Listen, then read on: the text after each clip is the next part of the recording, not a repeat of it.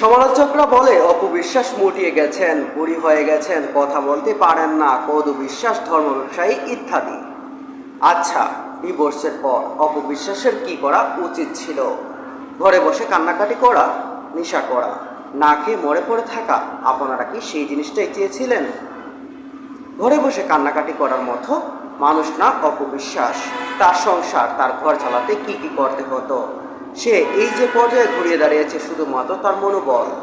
সমালোচকদের কথা কানে না লাগিয়ে সেই করুণ দিনগুলোতে সে যদি নিজের ধর্মে না ফিরে যেতেন, তার পরিবার এবং তার সমাজ কি তাকে মেনে নিত? কার হাত ধরে ইসলাম ধর্মে আটকে থাকতেন? সে কি করে জানবে ইসলাম ধর্মের রীতিনীতি? তাই শাকিব খানের উচিত ছিল অপবিশ্বাসের হাত ধরে অপবিশ্বাসের পাশে থাকা। কারণ একজন হিন্দু মেয়েকে মুসলিম করে বিয়ে করেছেন, তার গর্ভে একটি সন্তানও দিয়েছেন, সেই তো সন্তান আবার পৃথিবীতেও এসেছে। তাই শাকিবের উচিত ছিল অপবিশ্বাসের পাশে দাঁড়ানোর।